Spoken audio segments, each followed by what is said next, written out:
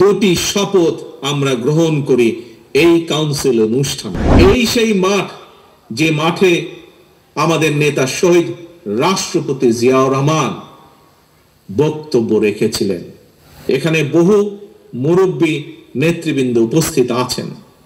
আপনাদের নিশ্চয়ই অনেকের মনে আছে শহীদ রাষ্ট্রপতি জিয়াউর রহমান কিভাবে খাল খননের মাধ্যমে দেশের খাদ্য উৎপাদন দ্বিগুণ করেছিলেন, দেশে উৎপাদনের রাজনীতি শুরু করেছিলেন, কলকারখানা থেকে শুরু করে আরো অনেক কিছু, যার মাধ্যমে দেশ একটি উন্নয়নের দিকে ধীরে ধীরে ধাবিত হচ্ছিল।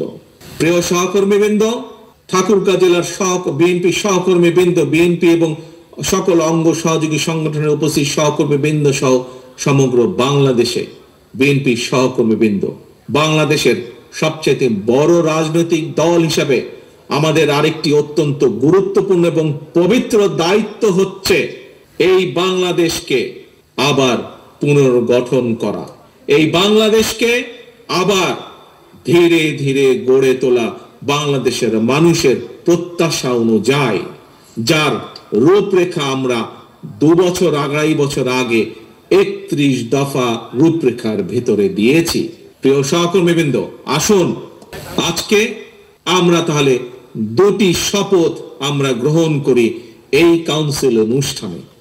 এক, যে কোনো মূল্যে যতক্ষণ পর্যন্ত আমাদের প্রিয় মাতৃভূমি বাংলাদেশ গণতন্ত্রের যাত্রায় ফিরে না আসবে, গণতন্ত্রের রেল লাইনে চলা শুরু না করবে, ততক্ষণ পর্যন্ত বিএনপি শহীদ জিয়া, খালেদা জিয়ার প্রত্যেকটি নেতা কর্মী অতন্দ্র প্রহরীর মতন জেগে থাকবে এবং গণতন্ত্র পুনরুদ্ধারে কাজ করবে।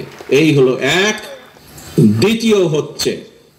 দ্বিতীয় শপথ হচ্ছে ইনশাআল্লাহ জনগণের প্রত্যাশিত যে নির্বাচন আগামী দিনে, সেই প্রত্যাশিত নির্বাচনের মাধ্যমে বাংলাদেশ জাতীয়তাবাদী দল বিএনপি জনগণের রায় সরকার গঠনে সক্ষম হলে ইনশাআল্লাহ আমরা আমাদের সেই 31 দফা আলোকে এবং বাংলাদেশের জনগণের প্রত্যাশিত যে বাংলাদেশ, সেই বাংলাদেশ গড়ে তোলার জন্য আমাদের জীবন বাজি রেখে আমরা কাজ করব ইনশাআল্লাহ। এই দুইটি হোক আজকে আমাদের এই কাউন্সিল অনুষ্ঠানের শপথ। প্রিয় সহকর্মীবৃন্দ, সামনের দিনে আমাদের তাহলে ইম্পর্টেন্ট কাজ হচ্ছে দুটো। এক, যে কোনো মূল্যে বাংলাদেশের বিরুদ্ধে ষড়যন্ত্রকে রুখে দিয়ে গণতন্ত্রকে প্রতিষ্ঠা করা।